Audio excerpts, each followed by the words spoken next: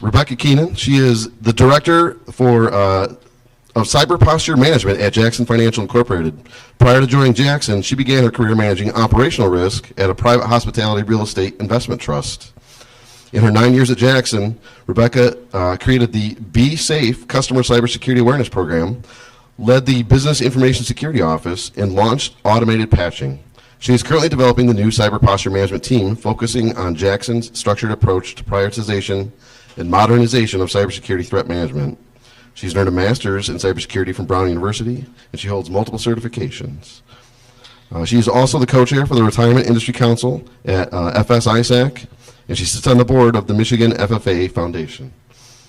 Over to you, Becky. Thank you. Thank you. All right. So that was a lot about me. I'm not going to give you my resume otherwise. You can either trust me or not. That's just fine. Andrew talked a lot about very, very technical things. We're going to take a full left turn, and we're going to talk about tech stuff, but we're going to talk about the people aspect of it. It's absolutely my favorite part of cybersecurity. And so you'll hear me geek out over all kinds of psychology and behavioral economics is one of my favorite things to listen to. So you're going to hear all kinds of that influenced throughout this presentation. And it's really to talk about vulnerabilities, how you take all of it, figure out what to do with it, and be effective. I will cop right now that title, which maybe one of my colleagues told me is a little too sales pitchy, was absolutely created by AI. And I was busy and didn't have time to be more creative. So it's trained on sales data because cybersecurity is sales, right? So that's the title. I promise to be a little bit more interesting than that title. And also, hopefully I can give you a framework and ways to think about peopling, the people around you, why they act the way they do, why the technology drives them in that direction, and maybe we can all be more effective with vulnerability management. All right, so agenda, because I've been in the corporate world too long, so I'm going to tell you exactly what I'm going to talk about, which is our vulnerabilities really increasing. So I was a history major, that was my bachelor's degree, and so I always want to know the why of everything, and probably why I'm so interested in people, to be honest. And so really just set the stage for what does the industry really look like right now, and what do you really have to care about? Why you should use intelligence. So cyber threat intelligence, it's hard to do. It's hard to do well, but it really is super, super important for how you can drive your program forward effectively. And then really prioritization. Vulnerability prioritization is a hot topic, and everyone wants to sell you a tool about it, but this is going to talk more about the whys and the hows. And then lastly, how to make friends with the people who actually do the patches and the remediations. Because at the end of the day, you can be good at prioritizing vulnerabilities, and you can do a lot of things right. And if the people won't remediate or patch or whatever it is you need them to do, it doesn't really matter. Okay, so why am I talking about this topic? Because in 2021, I got voluntold, right? Isn't that the way jobs work? That I was getting vulnerability management. And it was a very large pile of stuff that everyone had taken all of our very well-meaning vulnerability tools and created processes around, processes that most of you are going to be really super familiar with. And it didn't seem to be working as well as we wanted. So I have spent the last, it's 2024, so 3 years, thinking about how to improve this problem. And I have a lot of theories. And so I'm going to share them all with you. Maybe factual, maybe not. I was a history major, so this little cartoon of kind of a Sisyphus, if you know anything about Greek mythology, he was a tyrant, he killed all the visitors. The gods punished him by making him push a rock up a hill. Every time he got almost to the top, it tumbled back down. It's exactly what vulnerability management is like. Every single day, you get more vulnerabilities and more things, and you think you're just about going to fix a thing, and then they spin up a new asset, or a new vulnerability drops, and you're back at the bottom of the hill again. even better now, every 10 seconds we have somebody in management or the board or whoever that's telling us that we need to focus on something else, right? So that's, your cell phone's telling you to pick a different mountain to climb. So I guess I want a general audience vibe. Do you think the amount of vulnerabilities we have to combat against, do you think they're increasing? Okay, everyone agrees. Yes, because we all have to do it, right? There's a pile of work. But why? Like, why are they increasing? Does anyone want to volunteer to give me their theory? Because AI runs our code, is that what you said? Writing the code. That's a good point. That feeds it. People make mistakes. Because people make mistakes. I think it's a combination of a number of things. And one of the largest things from my perspective really is money. We're a very capitalist society, especially in America. And when I started really researching vulnerability management, I was pretty shocked to know the size of the increase of the industry per year. So projected and has been getting 7.5 to 9.15% increase year over year. I mean, that's a great rate for your investment portfolio, right? Like, if your 401k is doing that, you're really, really happy. And so you can imagine that all the cybersecurity companies are also super pumped to talk about vulnerability management so they can get a piece of that pie. The craziest part is, what are the other industries that are going at that same rate right now? AI, electric vehicles, and renewable energy. Like the stuff you hear about all the time. You don't really hear, other than hanging out with us, about vulnerability management on the general news, Qualys and Tenable and Rapid7 aren't popping up in your casual commercials just like AI is. But the sector is smaller in total dollars, but it's growing as fast as some of these industries. And when you think about private equity and the way that companies invest, they're really looking for the growth rate and a return on their investment at the end of the day. And so there is a great amount of need for these companies to have things like taglines like detect faster, more faster, and all these sorts of things, right? And so you have to have vulnerabilities in order to detect more faster. And good news, there's other reasons that's a self-fulfilling prophecy, but also these companies are really spending their time to find these vulnerabilities as well, which is good for us at the end of the day, right? It certainly makes our world easier to secure, but also more difficult at the same time because there's so many of them. Okay. So you want to be a security researcher. This is a real job. You can spend all of your days looking for things that are wrong with systems, bug bounty programs, all kinds of things. The average salary, $115,000 a year. I mean, who doesn't want to get paid that amount of money to poke at things, right? The thing that I thought was really interesting, because I like the history, right, is what's really the path? I asked my AI graphic generator to take the history and create this. I'm not sure what happened to this poor security researcher. He started as a tricycle. Somewhere along the way, he has like things sticking out of his head, and then he has a floating briefcase and glasses because he's a secret agent apparently. But in the 1970s, ARPANET, there's the famous creeper, right, where he said, well, I wonder what can happen, what I can find. I can have something crawl through the environment and drop little breadcrumbs, and that was really paving the way for a lot of what we all do today. By the 1990s, really, IT security is a job. It's still IT security, and the cert at Carnegie Mellon opens in 1988. So, I'm not sure which guy that is. Maybe he's got the hoodie and the stick. I'm not sure. But by the early 2000s, that's when the first bug bounty programs launch. So Google and Mozilla had bug bounty programs in the early 2000s. So that's like 20-some years ago, right? Most kids that were born in the 2000s drink now you know? So it's a pretty long ways away. And then, by the 2010s, that's when we have the full rise of certifications, what helped me get into this career, and this being a really professional job. So these people all have to have something to do, which is find vulnerabilities. So once again, here's another reason that the pile of vulnerabilities just continues to increase. And then here's an unpopular one. Lawfare definitely has an opinion. Corporate freeloading makes open source vulnerable.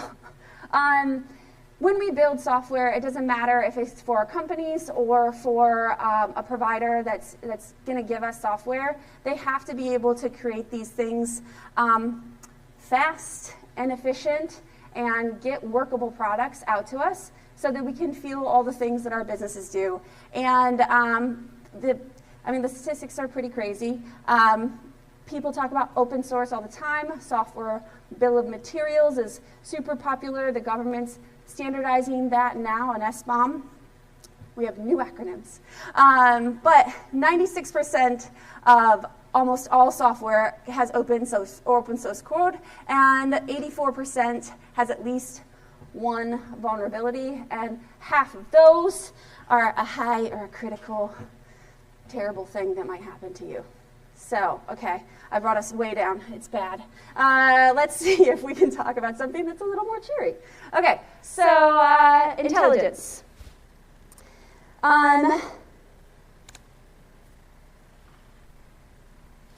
All right, I told you I was going to talk about my geeky behavioral science stuff, so that's what's next. I've been reading this book lately. It's called The Lazy Genius. I also have read all kinds of things by Robert Thaler and other behavioral economics things. And when we are faced with a problem as big as hundreds of thousands of vulnerabilities, and not even that large of an environment, our brains do one of two things, which is I want to fix everything, or I can't possibly fix everything, I give up. So this is the Lazy Genius book. It's one of my favorite kind of analogies. So either you go complete lazy, or you want to go complete genius, which is fix everything. And both things put you in a real crap spot, right? Neither one of them get you to the goals that you really want. And we need something to make it easier for our brains. So intelligence. Why? Out of that humongous pile, only 1% of vulnerabilities in 2023 were the highest risk and were regularly exploited. You know what's going to hit you. Like, you hear about it all the time. There's a few of us that are going to get targeted. There's a few of us that are going to have highly specialized types of attacks coming at us. But the day-to-day, I'm just trying to make money, they're focusing on that 1%. The ones that are there for financial gain and they're going to cause you the most headaches, that's 1%. The other thing is, vulnerability scanners only do part of the job because 25% of the vulnerabilities that were exploited last year weren't in the KEV, which means your vulnerability scanner did not build anything for it, and they're certainly not scanning for it, and it's still going to impact you. So we need intelligence to help guide the way. All right. But it's hard, right? Everyone has something to say about it. Intelligence is really noisy. You can pay for feeds. There's lots of open source feeds that have pretty high fidelity intelligence. But also, if you're just looking in the media, it's loud, it's noisy. There's actually some pretty interesting research that's been done around media coverage for cybersecurity. It started increasing pretty heavily in 2015. The media was like, oh, this vulnerability stuff, it's kind of interesting. It sounds scary. People like to click on it. Let's start talking about it. And then you got a whole sector of journalists that were actually doing really interesting work.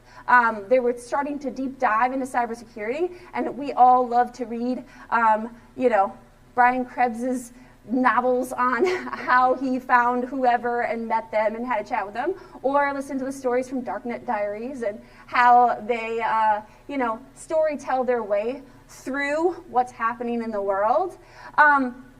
But up until 2019-ish, there was pretty steady increase. Just like click, click, click, click, more media, more media, more media. 2019, there was a huge spike. Why? The election. Also, there were a lot of things going along with that, like Brexit. A lot of people in the European Union were mad and they were picking on other people. Trump was picking a fight with China. China was really trying to get our IP. And so there was a lot of things that pushed the media coverage up, and then it got back on this steady pace again, and then in 2022, world events again spiked it up. Ukraine, anyone? Most of that doesn't really impact us. So when you're thinking about intel for your company, the things that Ukraine's doing to Russia and Russia's doing to Ukraine, that's not going to come your way and for another 6 months to a year once, some cybercrime group picks it up, puts it in their DECA procedures and starts shipping people your way to, make calls. But this stuff has started to get in a groove, right? So this stuff can start to be useful to you because the journalists, since 2015, are getting used to what they are reporting on, and they're starting to be more knowledgeable about what they're reporting on. So not only are you going to have a lot of noise, because you're going to have clickbait, but you're also going to have more stories of things that we actually want to hear about and what's happening around the world. Okay, so with all that, what do you need your intelligence to actually tell you? So when you think about what's going to come and get you out of that 1%, there are the things that are most often exploited, right? So your remote services, your public-facing applications, any sort of privilege escalation, right? I'm going to take Becky's creds. Well, don't use mine because there's a lot of privilege there. I'm going to take my mom's creds, and then I'm going to go try to leverage those to do something else, right? But there's a whole other section. So that's the stuff you hear about all day. There's a whole other section where compensating controls just won't help you, right? At that point, you're calling Andrew, and you're praying that your monitoring and your SOC and your incident team are going to help you, because remote code execution, if you don't know about it, you're going to be calling IR. Privilege escalation. If you don't know the attack paths, you can't guard up your people and your authentication processes in order to meet those. So this is how you find your focus, and then you put it in the flow. So secretly, I think the ACDC is, I have all kinds of conspiracy theories about who they actually are, but I think they're actually hackers, just so you know. And the lead singer isn't dead. He's just hiding out because he's got a lot of crypto. When I play the song for you, you'll know why. But it's really a song that I think of when I'm thinking about how intelligence goes in our daily flow. So what are the things that you do for situational awareness for your security monitoring team and for all of your operational teams in security on a daily basis? They should have some level of knowledge about what the things are that are happening in the environment right now, and so they can make sure that all the activities that they have planned are focused on those threats. For sure, it's gonna have your teams do some hunts, right? Like, here's a new set of IOCs, here's a new set of TTPs, let's drop them into our SOAR automations, or have an analyst go run with these and take a look and see if we've seen any of these, because we know that it's popping, and we know it's popping in our industry normally. And then, this is why the song is here, actually. It allows you to do immediate escalations. Like, you need to have an oh crap handle, right? Like, oh no, this is probably going to hit us, and maybe it already did, and we should do something. So you take your intelligence and you put it into an oh crap handle, which allows you to patch faster, which means everybody drop what they're doing. and patch this thing or remediate this thing right now, and put in compensating controls. So maybe there's not a patch available yet. Normally those are 0 days, which I'm going to talk about 0 days in just a minute a little bit further because they're not just O days anymore. But then you also have a chance to put in compensating controls. Like, so is there a certain type of traffic you can block? Are there certain types of awareness things you can do for your employees? And those are the things that you're going to have, well, this song for, just so you're ready. And then lastly, which is where we're heading next, and kind of the goal of this is then you figure out how to prioritize your patching beyond the emergencies, right? So how do you make sure your team is taking their process and having the most important things at the very top of the pile? All right, so here's, if you don't understand AC/DC, I will tell you what the words are going to say. They are going to say, hold on, I got to find it. Loading up the memory, raising up the insanity. Yeah, they're hackers.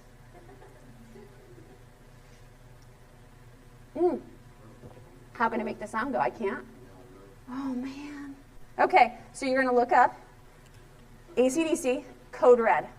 And that's gonna fix your day. You're welcome. All right. So now we've made all the way from, do we have a lot of crap to deal with? Yes. Why? How are we going to find a focus for what it is that we need to do with that big pile of stuff? And now it really is like, what are the processes? Like, how do you make this a thing in what you do on a daily basis? Well, if you think about it, at the basis, you're going to scan stuff, and then you're going to report on stuff, and then you're going to do what? So the question you have to ask yourself is everything important? No, it's not. Not everybody's a special snowflake, and not all vulnerabilities are important. So what are the things that we need to focus on? This wave of vulnerabilities is what we talked about earlier, and it's really, how do you find the top of the wave? I have statistics here. I'm going to find them. All right. There are all kinds of research around how scanners work and how well they do for us. So I'll start with the wave that we're trying to catch. So in 2023, that's so tiny you're never going to know what it says. In 2023, we had 28,000 new vulnerabilities reported. By September of this year, we were already at 28,000. So we're doing great. Just keeps going up. Also, there's been a lot of research about our scanners. They're really great tools, and they give us a great basis. But we have to remember it's just a basis. There's a paper in 2020 that did all kinds of research around vulnerability scanners, the top vulnerability scanners, and the output they have, and found that they're biased towards civil service. So the types of things that are used in our municipalities and our governments, these tools are built for enterprises and the software that they normally have, and they're missing a lot of things that our civil society uses as far as software and infrastructure. Also, they just aren't always that accurate. When we talk about O days, they're now not just O days. Aquasec, who did this graph, when they talked about catching the wave, they now have a half day and a 0.75 day. Yeah, you have to worry about O days, 0.5 days, and 0.75 days. So half days, which was great when you were a kid in school, right? Yeah. It's not very fun anymore. Half days are when it is known by the vendor, so they know that there is something to do, and they send out a patch, but they don't know. Let me make sure I got that right.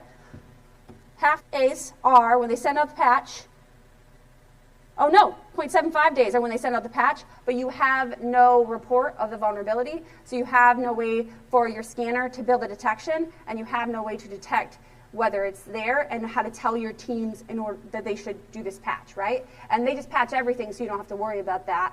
But just in case you do have to worry about it and your teams don't patch everything, this is where you would be in trouble. Half day is actually where we know about the vulnerability and it's been reported out, but we don't have a patch yet. So there's a delay there as well. So we have O days, which no one knew about, and then they just came to attack you.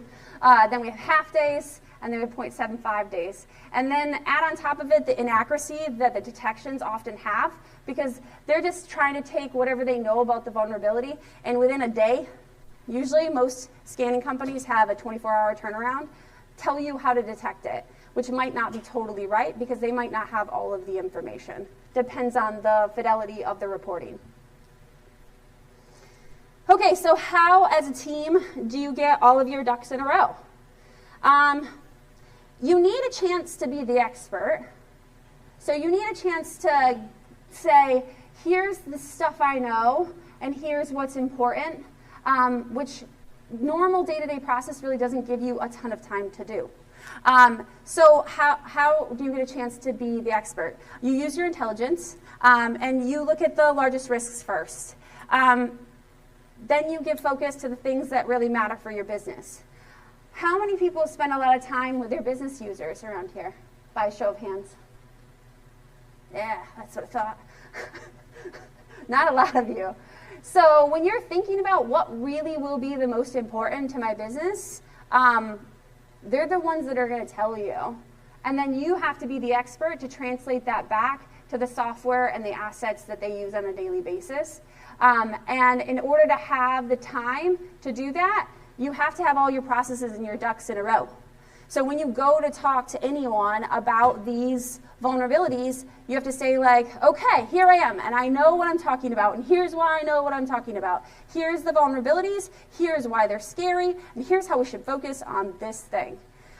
There are lots of tools that are going to help you do that. There's open source tools as well as lots of products to buy, which help you take CVSS scores, and all kinds of things, and put them in a list. But then you're still going to have to be the expert because, well, the scoring, it's done by humans.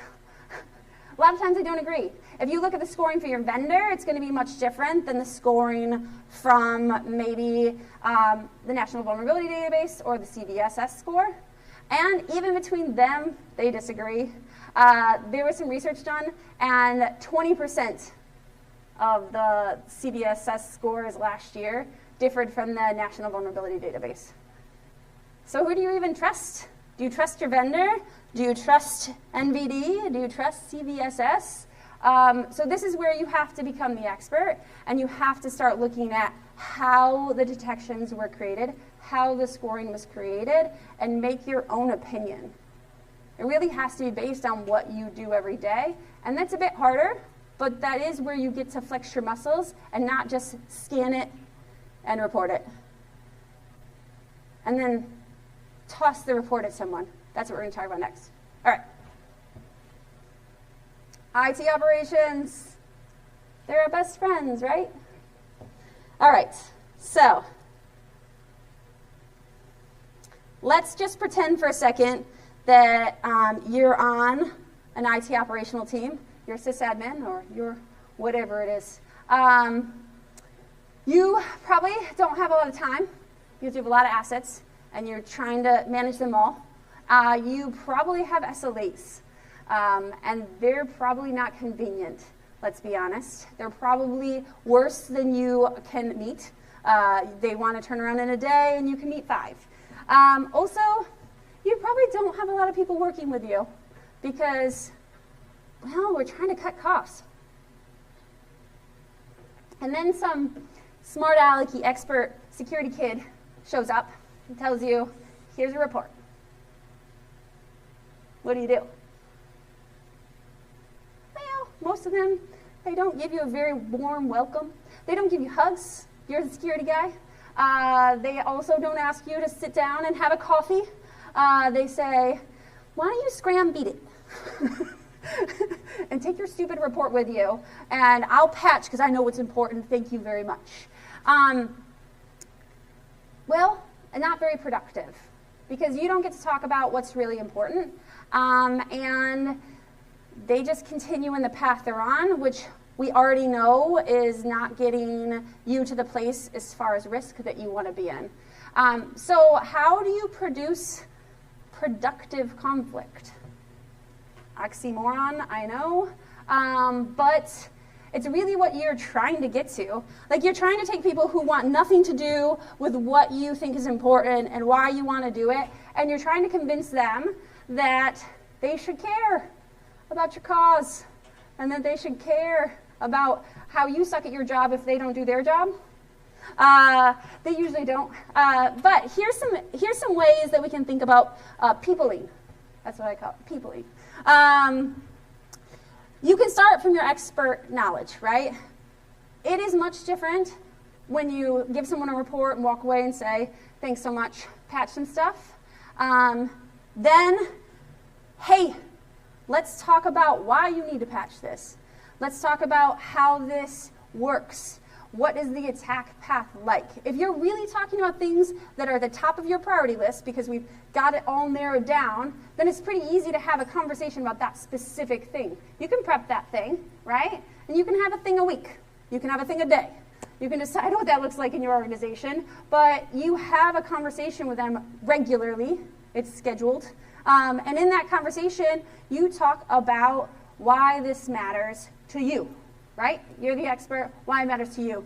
Then you really think about what's the reward for them and what's the relationship for them. So that's part one, that's about you. Now we have to talk about the other person because, well, it's a two-party thing here, right? So it's not just you throwing a report and say, just patch it already. It's definitely how and why would they be in a good spot if they did it, and how and why can you help them understand how to do it more efficiently, or how to understand the risk so that they can apply it. Because most of the time what they're going to do is they're going to look at the stuff in the report that says, here's the patch, and here's why it matters, and they're going to say, like, false positive.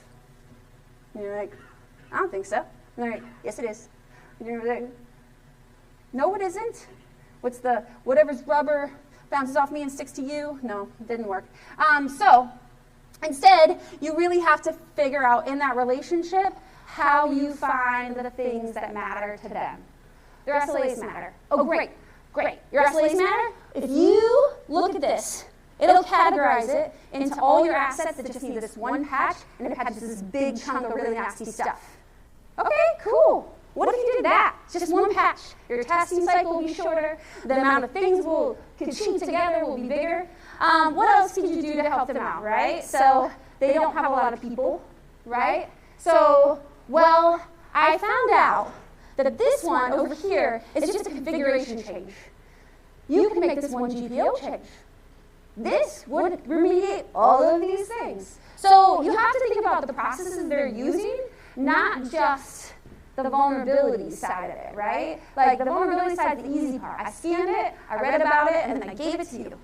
It's really when you get into this matrixed power position, you have to find other ways in order to have that conversation.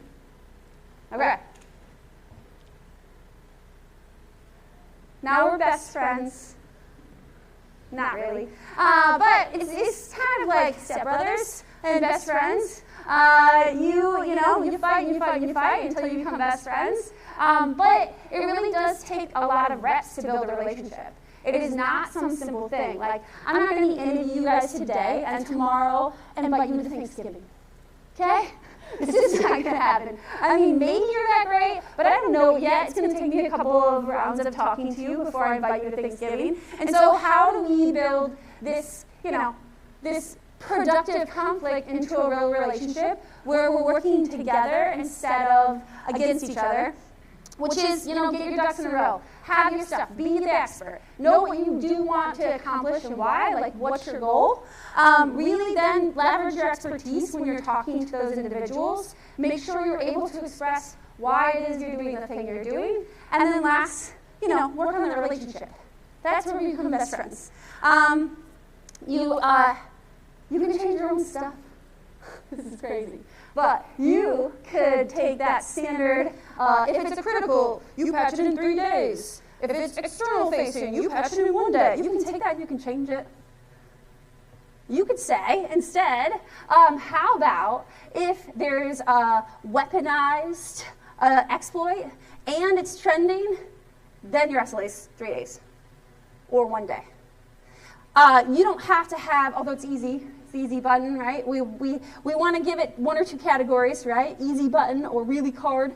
But you could just change your SLAs to meet the things that your organization actually needs. And then you have to be in both corners.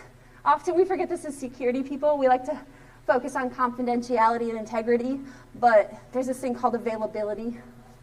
And if you tell them to patch something that's a bad patch and everything goes down, well, you've actually not fulfilled your goal as a security person because all 3 of those are supposed to be your goal. And then I already talked about seek to understand, ask questions. We can't do that. We should ignore those. I got this one this week. It was really great. So we haven't got approval from the application owners to restart those, so we should just ignore them. And I was like, yeah, I kind of can't. So could you tell me why? They're like, yeah, so they haven't approved. Why? I don't know. They don't know. So then how do you enable that? You go find the business stakeholder and you say, hey, why won't you approve that? And they say, oh, we've got this big deployment, it's going here. And you're like, oh, all right. So then a day later, would you approve it? Yeah. Okay, cool. Then you go back and you get your approval. And then best friends. We're going to become best friends forever. I had another song at the end, but I can't play it. But it is, why can't we be friends? So I'll just end there and say, let's all become friends.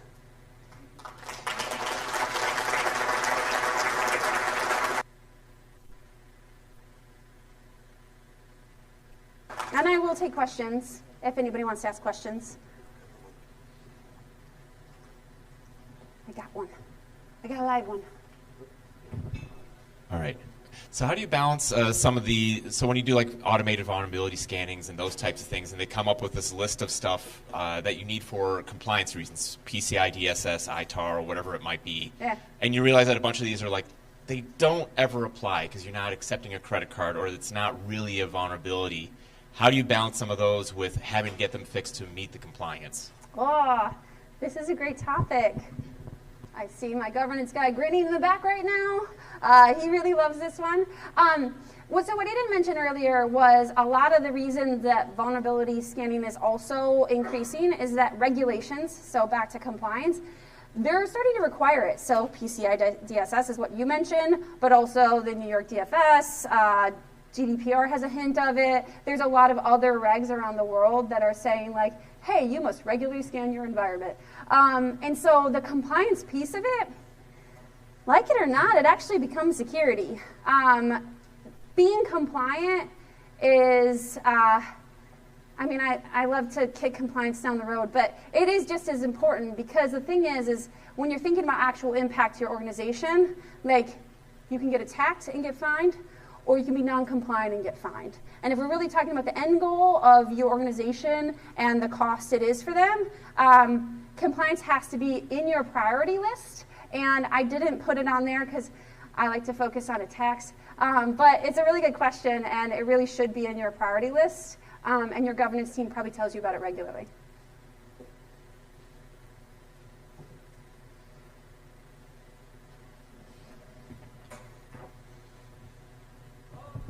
Yeah, one of the things you mentioned was you're talking about risk, and a lot of people think that CVSS equates with risk, and it's really severity.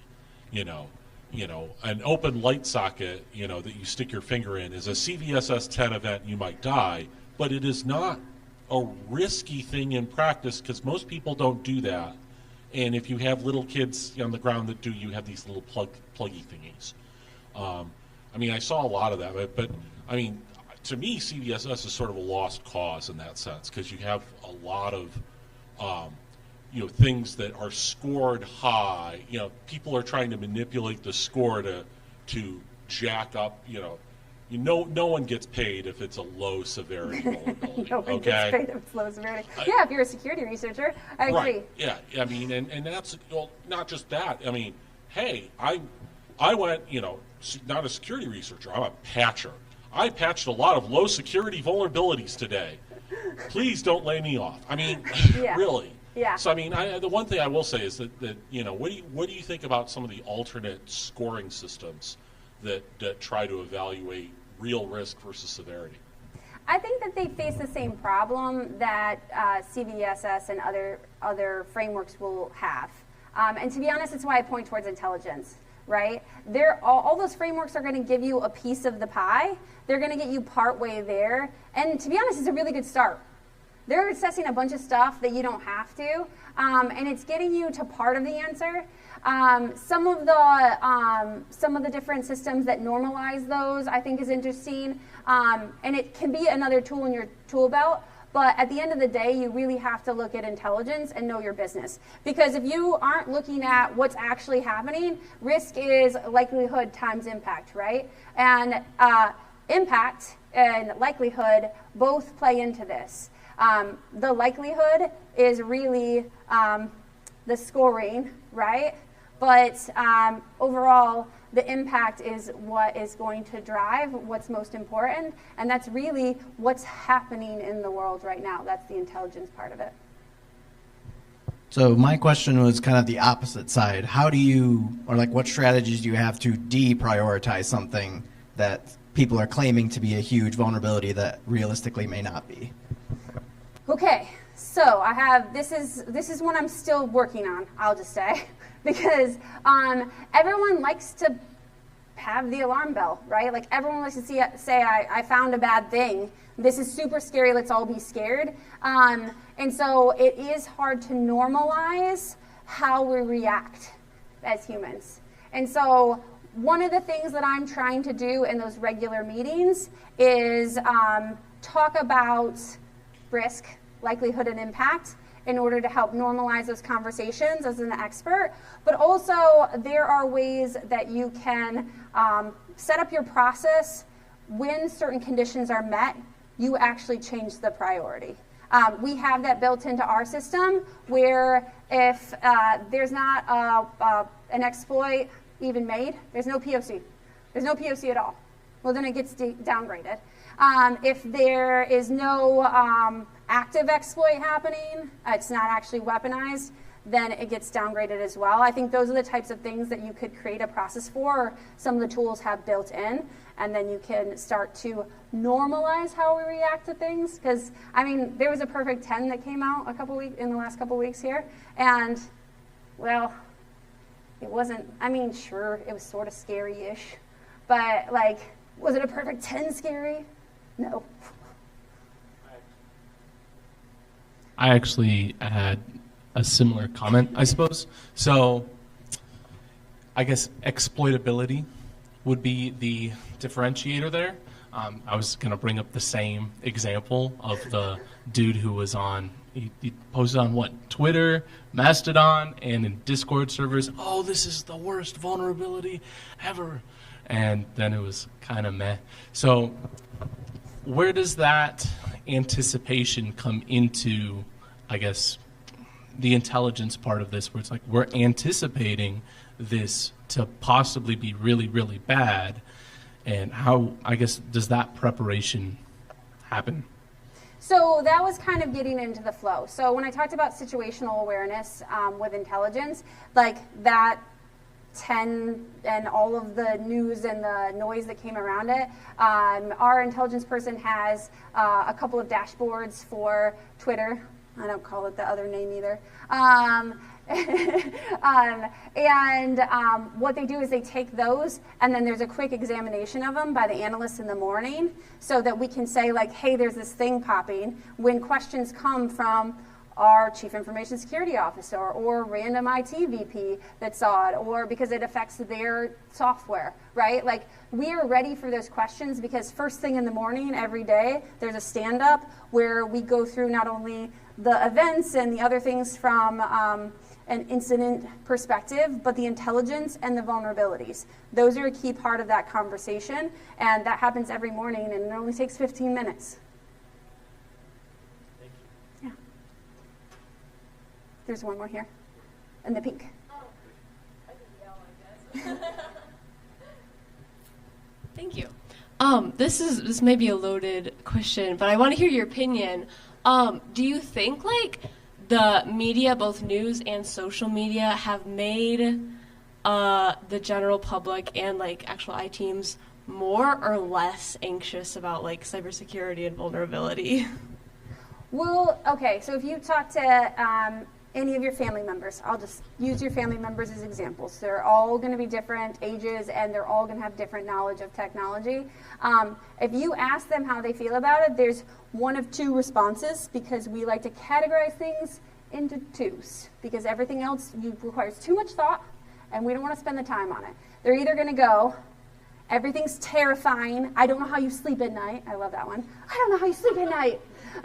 Or the other answer is, well, they've got all my information anyways. It doesn't matter. Which is my least favorite answer in the entire world, because more of your data is always worse. So please stop giving them your data. But I do think that the media amps the people who are going to choose either one of those things further in that direction, right? Social media just polarizes people more and pushes people further in those directions. So when you're talking to one of those people, you're going to be fighting one of those battles. It's either going to be, it doesn't matter because we're all doomed, or, everything's scary all the time, which comes back to that normalization conversation. And how do we find that middle ground and help people find the middle ground? If that's it. Last call. All right, we call it. Thanks.